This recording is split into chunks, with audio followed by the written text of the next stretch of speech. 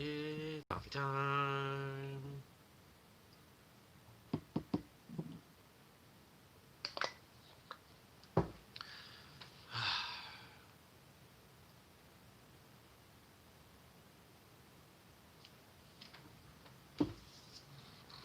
I'm surrounded by plants.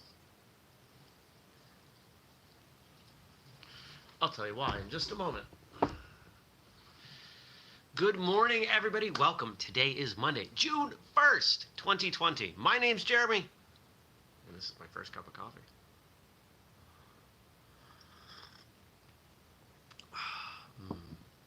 Well, it might be June 1st, but I had to turn the heat on because it got down to like 35 last night. And I woke up to 50 something in the house, and it was a little chilly. Heat's been off for a week, maybe more.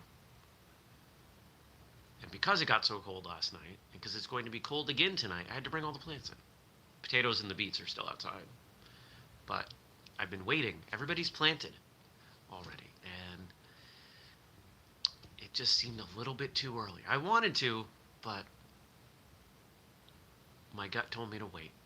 My gut told me to wait until I could look at the 10-day forecast and not see a single day with lows below 40, and knock on wood, I can plant starting Wednesday. I'll probably end up planting Thursday just because of the way the days are falling, but I now have many, many plants back inside, and they are very unhappy about it, but what can you do?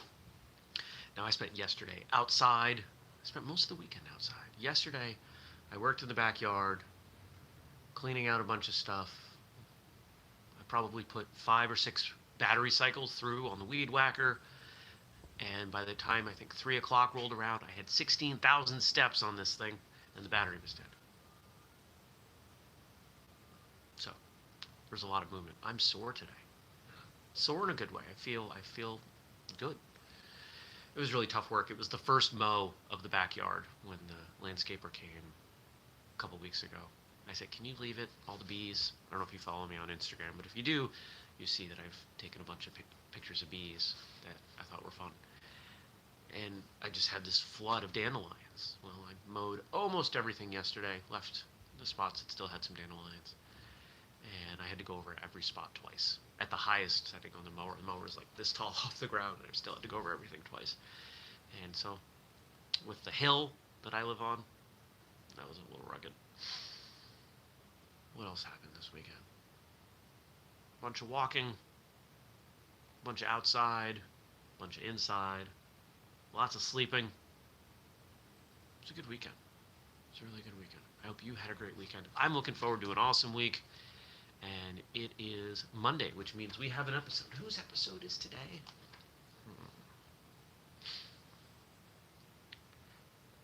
Episodes of Martial Arts Radio every Monday and Thursday, or your money back.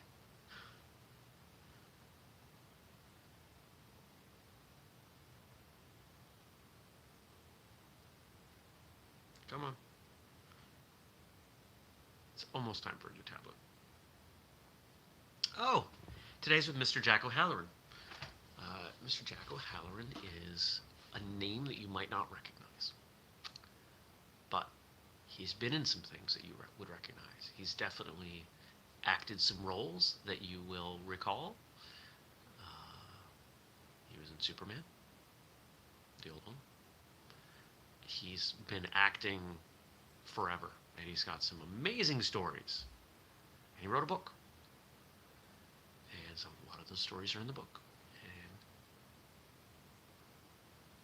And where does he connect as a martial artist? He's a boxer. But he's more than that. He's got more training than boxing. And it was interesting the way martial arts fit into his life is a little bit different than it has for some of the others. So I think you'll like it. So check that out. Of course, it's here. It's in your podcast feed. It's at whistlekickmartialartsradio.com. It's, I don't know where else it is.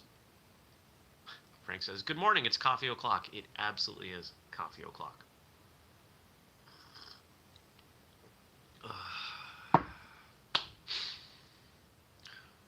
So that's the weekend. What's going on? What happened Friday? Friday was a bunch of work. It was productive. It's a productive day.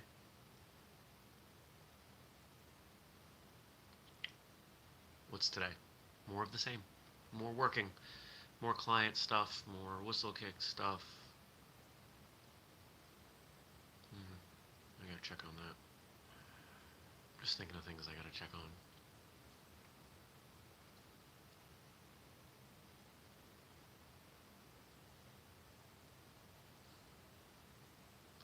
Well, I don't know what else to say. So let's look at the questions and the comments and the things that you all write in. And if you all or you want to write in something for me to respond to, drop it below. I'll respond tomorrow. What do we got?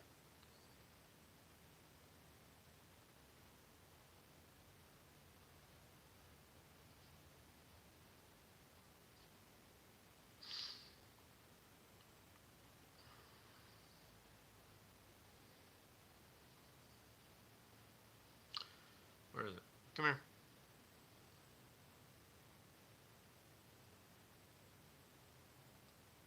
There we go.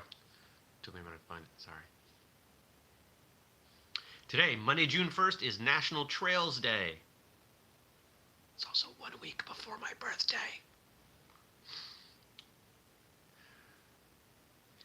I shall be telling this with a sigh, somewhere ages and ages hence. 2 roads diverged in a wood, and I took the one less traveled by. And that has made all the difference. Hold on. I'm going to read that again out of respect to Robert Frost. I shall be telling this with a sigh, somewhere ages and ages hence. 2 roads diverged in a wood, and I took the one less traveled by, and that has made all the difference. There we go. Robert Frost. I mean, pretty powerful writer with a strong penchant for writing about the outdoors. Back when I was looking at houses, there was a formerly owned by Robert Frost house here in Vermont that was for sale, and the price wasn't out of the question. The location was, though. I thought it would be really cool to say, this is Robert Frost's old house. That would fit well for me. But uprooting my life and moving to a completely different place, just to say that, didn't really work. So I didn't do it. My 3rd grade teacher was fond of Robert Frost, and Stopping by Woods on a Snowy Evening was the poem that at least that I recall from that year. There was a time when I probably could have recited it, but it's been a very long time. So I have not read or seen that poem in a long time.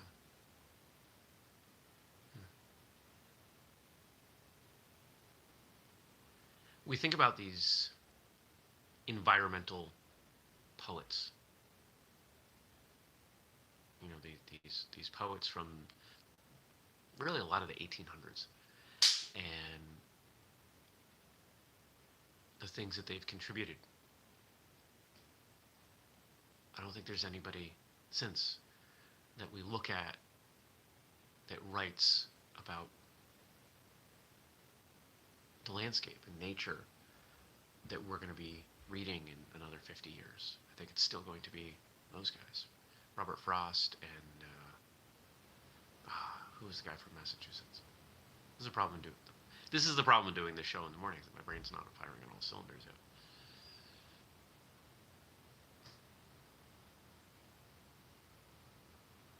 And there's, well, instead of trying to pull that out, we'll just move on.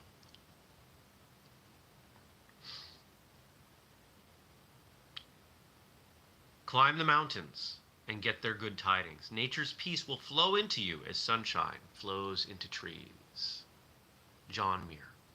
Stacy's suggesting Walt Whitman. Whitman's in that camp. Yes, not the Whitman in Leaves of Grass. Not the one that I'm thinking of. There's somebody I'm thinking of. Anyway, it's okay.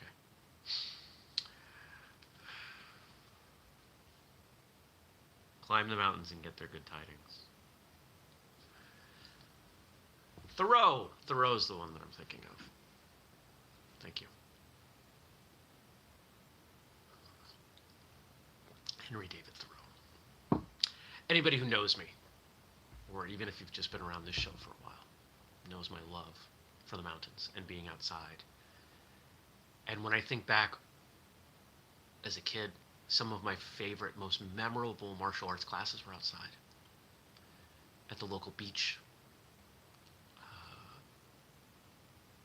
or in the big green next to the community center. We used to have classes. I love training outside. Aside from the bugs, if it's an area that has bugs, I don't do well with bugs. Went for a hike on a walk on Saturday and tried to collect some flowers that I was going to bring back to here, but the bugs were just horrendous. They were literally clouding around me, and I couldn't deal with it. I wore a shirt over my head for the walk back because they followed me most of the way. But I think there's something to be said for training outside. And yeah, we've done episodes about training in different environments and the importance of that, but that's not just what I mean.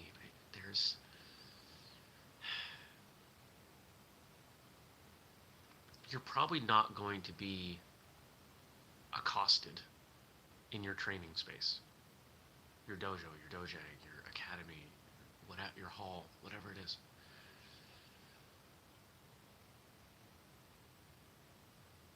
You're probably going to be outside. No, I don't know about that. There's a good chance you would be outside.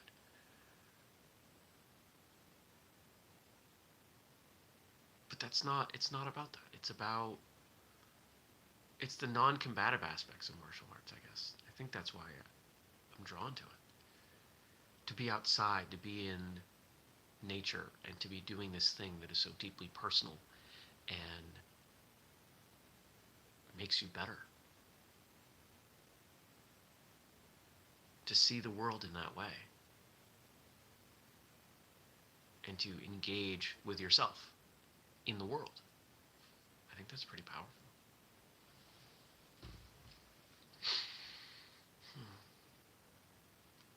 Part of my birthday plans involve hiking, one of my favorite hikes in the area called Camel's Hump. It's a pretty iconic mountain here in Vermont, and by our standards, it's tall. By others, it's not. It's what is it, 4,000 feet? It's not huge, but still, it's a mountain, and it's great. And I've hiked it the last couple of years on my birthday. I'm going to do it again this year. Last year I even did it barefoot. Time will tell if I do that again. Another quote from John Muir. Thousands of tired, nerve-shaken, over-civilized people are beginning to find out that going to the mountains is going home, that wilderness is a necessity.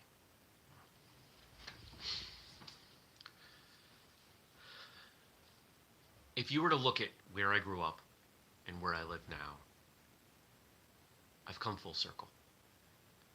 I grew up in a small house on a small piece of land in Maine, surrounded by trees, on a dirt road with a dirt driveway and a garden. And then I went to college in Worcester, Mass., the second biggest city in New England. And I came to Vermont, and I bounced around, and eventually I found my own piece of land in this little house. It even has cheesy 70s wood paneling like the house I grew up in did. In fact, this house was probably built about the same time that the house I grew up in was.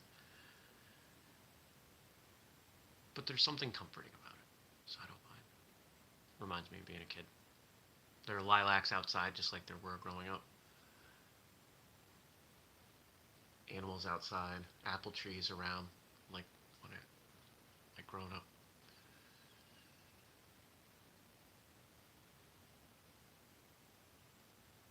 I think it's critical to experience nature.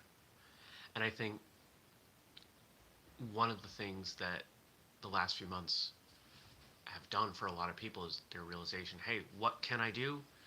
Oh, we can leave the house to exercise? Okay, we're going to go for walks and hikes.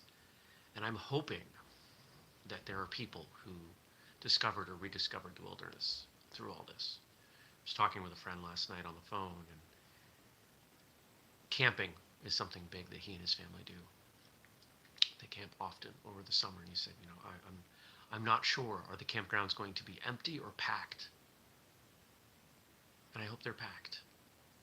I hope people, as people have gone through all of this and they identify what's important, I hope people realize that nature is important.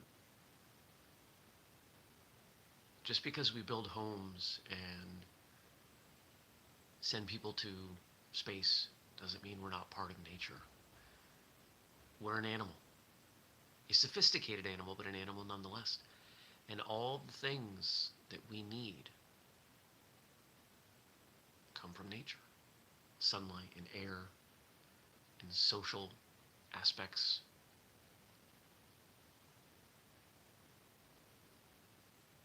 Nature is important. And to people who live in cities, I hope they get out. I hope not necessarily permanently, but I hope you spend more time in nature. It's critical. There's a term in Japanese that translates as forest bathing. The idea of walking through the woods. It doesn't have to be a hike. We would think of it as a hike. They recognize the importance of it. It's part of the reason I have so many plants inside. And when the plants go outside, the windows go open. So I get some of that benefit.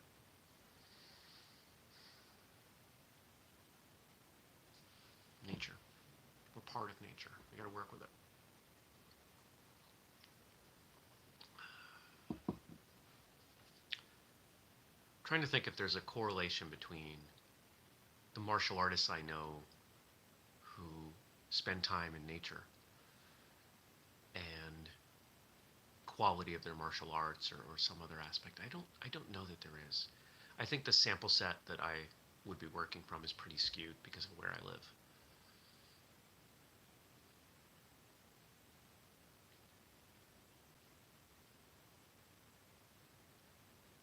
Yeah, I don't think I can make a claim one way or the other about that.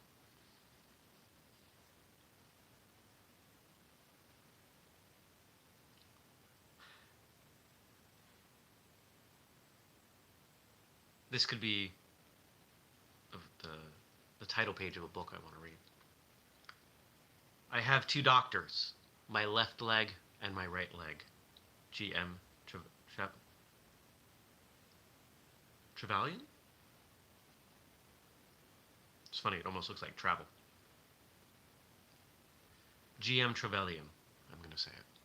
I have two doctors, my left leg and my right leg. I've talked on this show about walking and the benefits of walking and how critical I think walking is.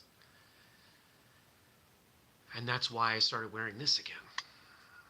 Because I knew during this pandemic, I was sitting way too much. On a bad day, I get 5,000 steps, which is half of what I feel my minimum is. I know where my health is when I'm up into 15, 20,000 step range. It's great. I feel good. My digestion's better. And I believe at some point we'll do some research and realize, if you can knock out 8, 10, 12 miles of movement a day, not exercise, but, just walking around, you'll be a lot better off.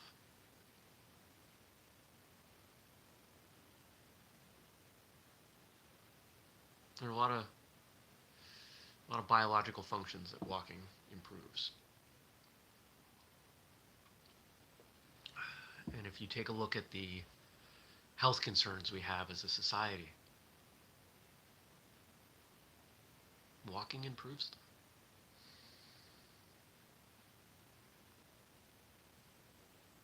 There's almost nothing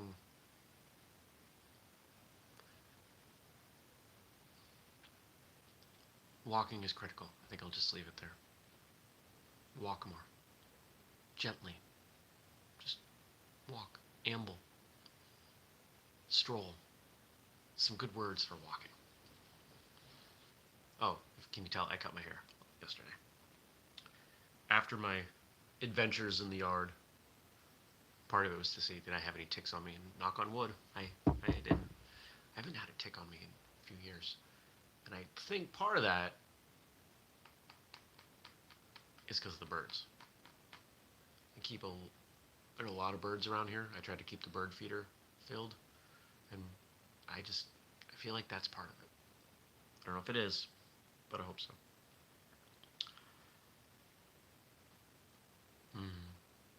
There is no such thing as bad weather, only different kinds of good weather. John Ruskin. Well, I don't know that I agree with that. I don't know if John Ruskin's ever been hiking during a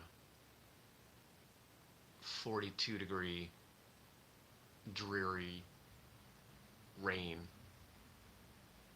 because that's gross. It's not good weather. And I don't know what it would be good weather for. It balances out other weather. I understand it's necessary. Maybe that's what he means. All weather is good weather. Nah.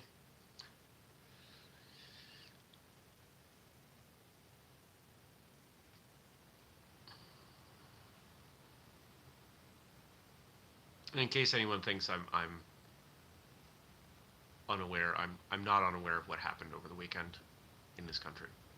I'm just not going to talk about it because it's not my place to talk about it. If you are somewhere where the protests are going on, I hope you're safe. That's all.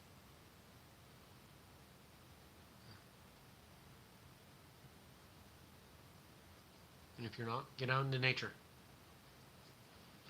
I hope to buy a big piece of land and set up a destination martial arts camp, like a training day, but outside. That'd be fun. We'll do that someday. Yeah, we can do that.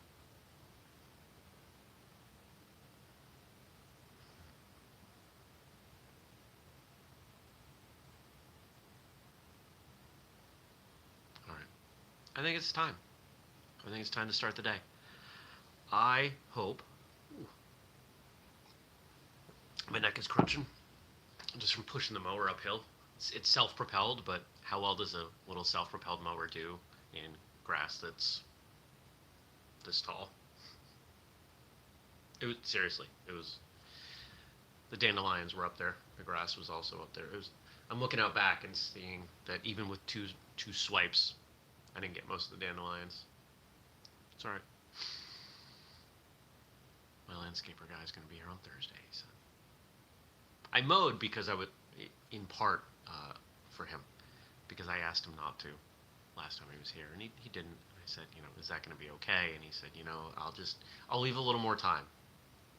And I was looking out at how bad it was, and I thought, I like this guy, and I don't want him to avoid the yard, so I plowed through most of it and let him know.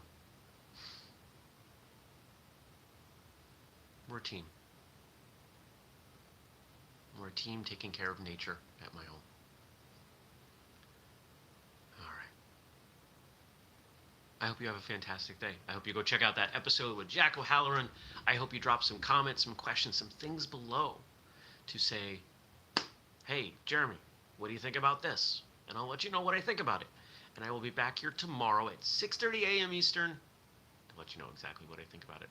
Go check out the strength conditioning program, the speed program, the shirts, the hats, the little bit of sparring gear that we have. Go check it all out. It's all there at whistlekick.com. Use the code FIRSTCUP15 to save 15%. Or support us on Patreon, patreon.com/whistlekick.